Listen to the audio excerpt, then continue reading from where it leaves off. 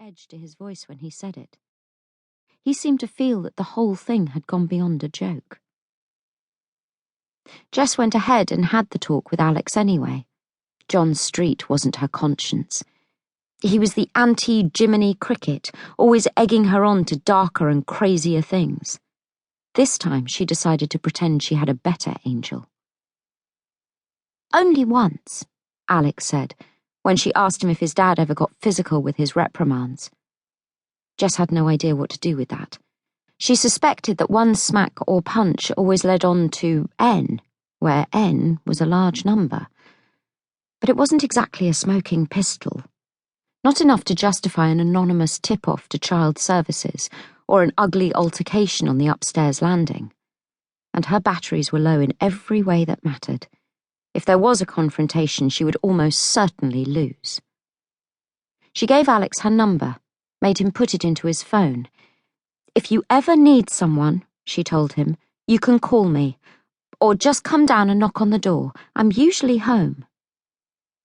It didn't ever happen. And after a while she forgot about the promise, forgot she'd ever even made it. The addiction was lying like an iron bar across her brain right about then, and it was getting worse with each day that went by. Alex was one of the last things to go, but he faded out in the end along with the rest of the world. She went sailing away to a sunny, squally island where the population was 3: herself, John Street, and heroin. At first, that was as far as Jess's memories would take her, but she kept on dipping her bucket into that deep black well and hauling up more and more details. When the psychiatrists appointed by the court to test her mental faculties asked her what she could remember, she tried her best to tell the truth, but the truth changed from one session to the next. She could see in their eyes that they thought she was faking her amnesia. Then her lawyer, also court-appointed, set in motion by the magic of legal aid, arrived like a fox in a henhouse and sent the psychiatrists packing. His name was Brian Pritchard. He was exactly Jess's height, which made him quite short for a man, and grey-haired, even though he couldn't have been more than 45 or so. The hair read almost like a statement of gravitas and moral rectitude. "My client isn't ready to talk about these traumatic events," he told the shrinks in cold, clipped tones, "and by God you'd better not try to use those assessments in court if you haven't got a consent form to go with them." But they did have a consent form. Jess was signing everything that was put in front of her, collaborating with every legal process, being as helpful as she could. That was what innocent people did, and she was sure in her heart she was innocent. Pritchard did not approve. "You've been arrested and charged," he told her waspishly. "In an ideal world, the police would still be vigorously pursuing their inquiries, but we don't live in an ideal world, Ms. Moulson.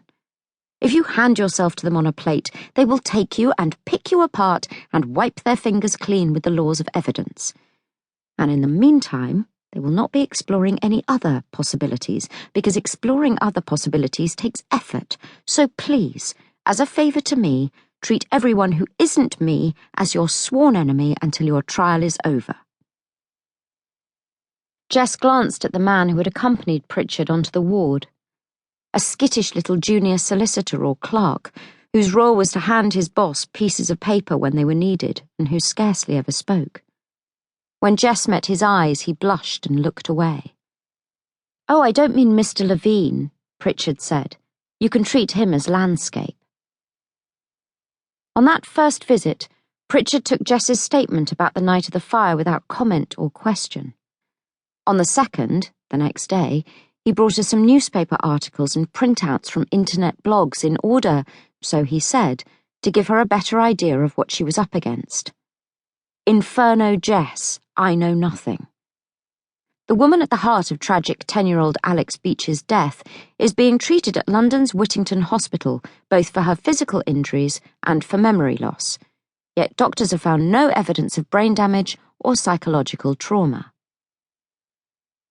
Pritchard seemed to be trying to provoke her into some kind of response, but all Jess could give him was exhaustion and despair, occasionally peeking into